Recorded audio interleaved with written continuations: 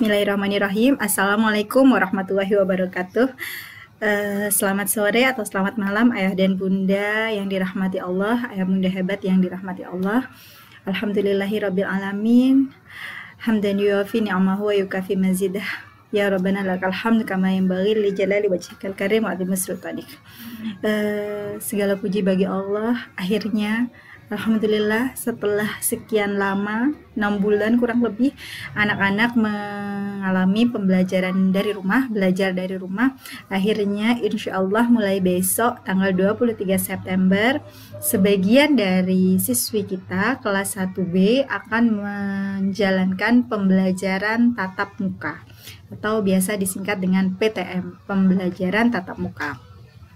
Nah, pada pembelajaran tatap muka yang terbilang baru, sangat baru apalagi untuk siswa kelas 1, ada beberapa hal, ada beberapa teknis yang harus saya sampaikan melalui video karena akan sangat panjang dan mungkin akan merusak konsentrasi jika sekedar diketik di WhatsApp grup saja.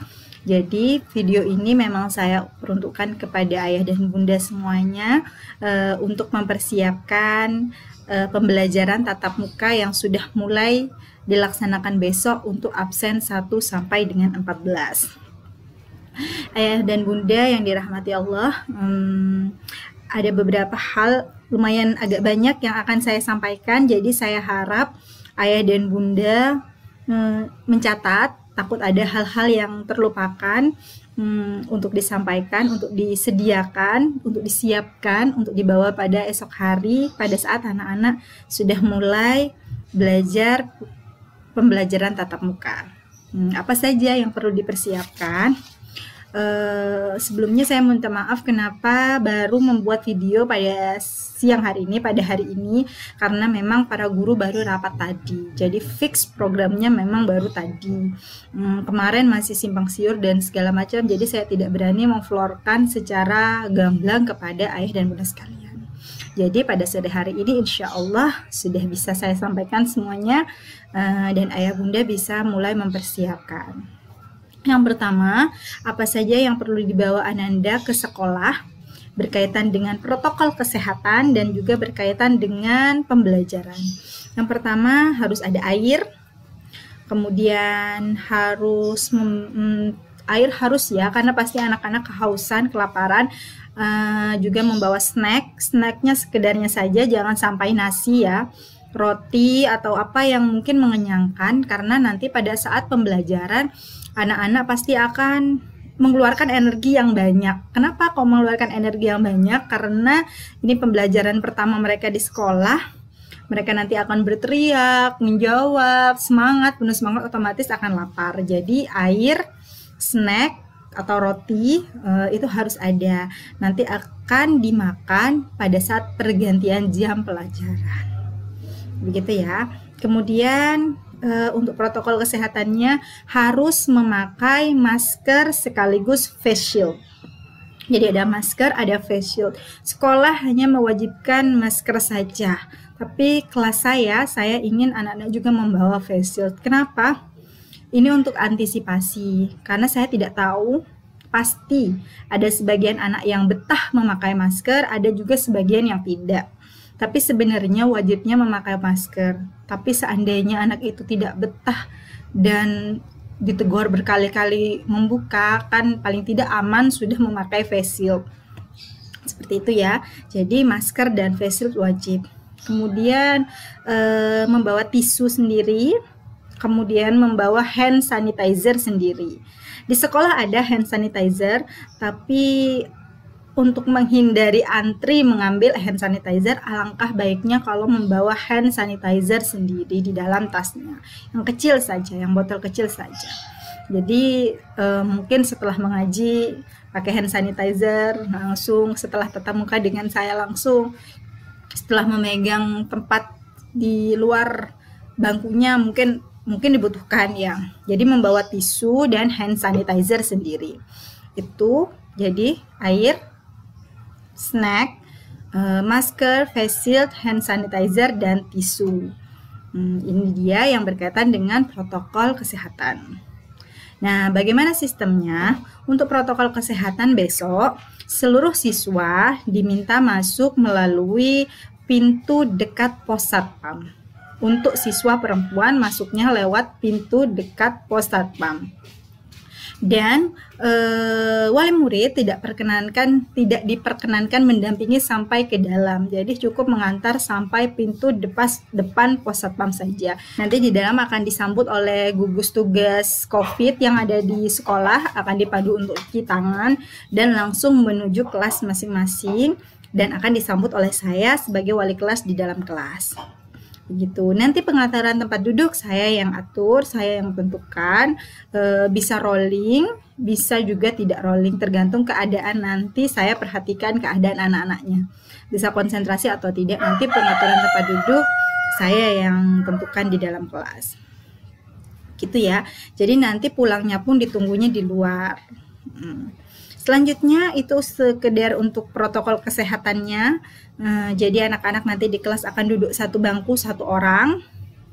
Kemudian guru tidak boleh mobile ke tengah-tengah anak-anak. Tidak, saya mengajar di depan saja dan tatap muka langsung dengan saya hanya ketika mengaji, itu pun dalam keadaan bermasker dan face shield. Saya pun demikian, anak-anak pun demikian.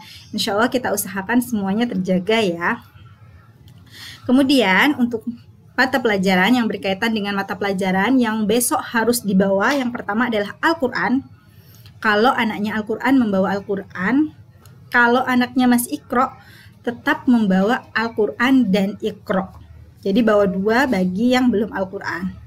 Al-Qurannya nanti akan ditaruh di sekolah, di meja masing-masing. Jadi Al-Qurannya memang khusus disimpan di sekolah. Kemudian nanti di sekolah akan diberi buku prestasi. Kemudian alat tulis lengkap. Alat tulis lengkap, pensil, setip, harus membawa lengkap dan sudah teraut dari rumah.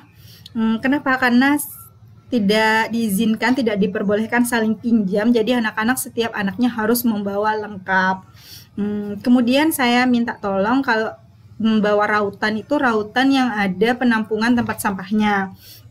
Jadi anak-anak tidak perlu mondar-mandir ke tempat sampah untuk meraut, atau disediakan beberapa pensil agar ketika patah tidak perlu meraut begitu.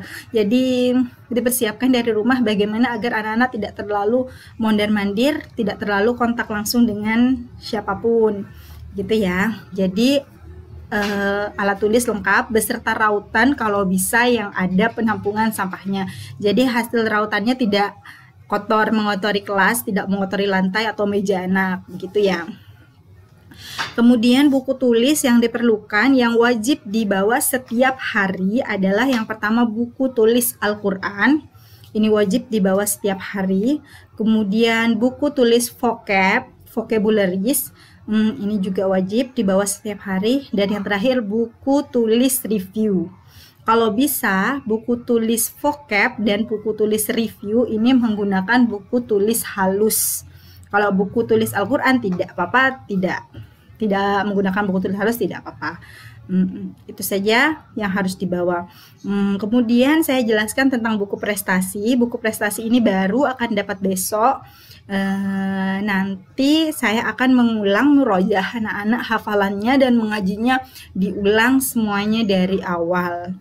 Karena saya juga pengen melihat gerak bibir anak ketika membaca, menghafalkan Al-Quran, menghafalkan surat-surat pendeknya. Jadi memang hafalannya kalau di sekolah diulang dari awal. Begitu juga dengan mengajinya. Untuk itu silahkan dimurojaah lagi. Yang kemarin-kemarin sudah pernah setoran, mungkin ada kesalahan kemarin, sekarang silahkan dimurojaah lagi biar semakin baik bacaannya, tajwidnya, makharijul hurufnya. Begitu. Kemudian untuk masalah sistem belajarnya adalah untuk hari besok, hari Rabu, Kamis, Jumat, Sabtu, ini terbilang pekan pertama. Yang masuk ke sekolah adalah siswa absen 1 sampai 14 dan beberapa siswa tambahan yang memang terkendala masalah transport. Ada 1 orang insya Allah yang jadi besok ini yang masuk ada 5.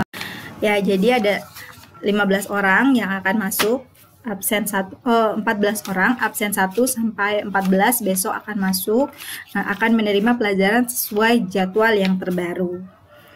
Mereka akan masuk sampai dengan hari Sabtu. Kemudian bagaimana absen 16 sampai 28 yang ada di rumah? Absen 16 sampai 28 yang ada di rumah, kami hanya tugaskan menghafal vocabularies. Ada 20 vocabularies yang harus dihafalkan untuk anak-anak yang sedang tidak pembelajaran tatap muka. Jadi yang di rumah itu saya kasih tugas menghafal 20 vocabularies untuk anak-anak yang ada di rumah. Yang ada di sekolah belajar seperti biasa.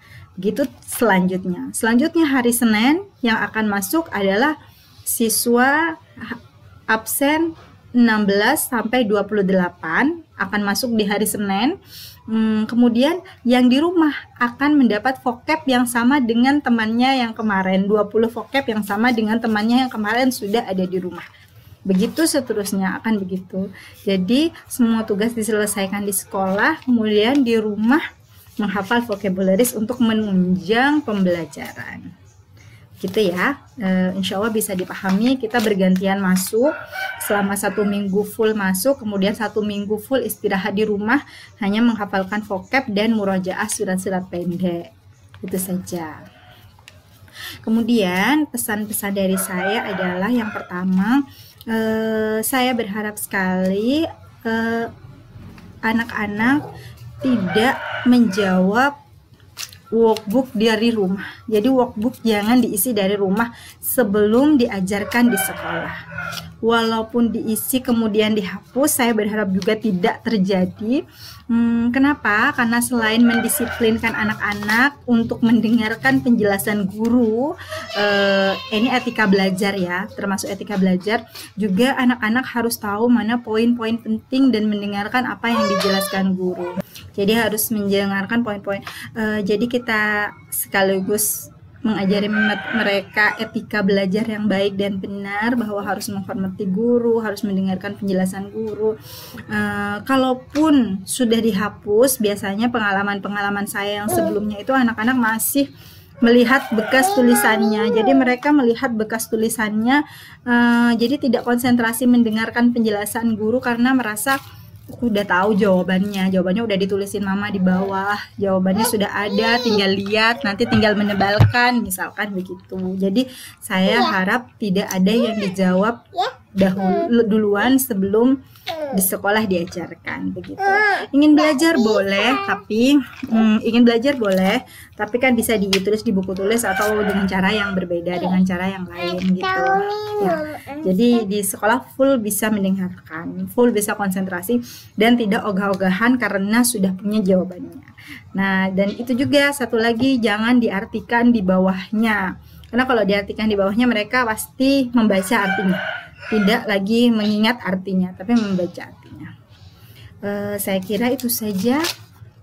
Jadi besok anak-anak datang, diantar sampai di gerbang, nanti dari gerbang mereka akan masuk sendiri ke kelasnya masing-masing.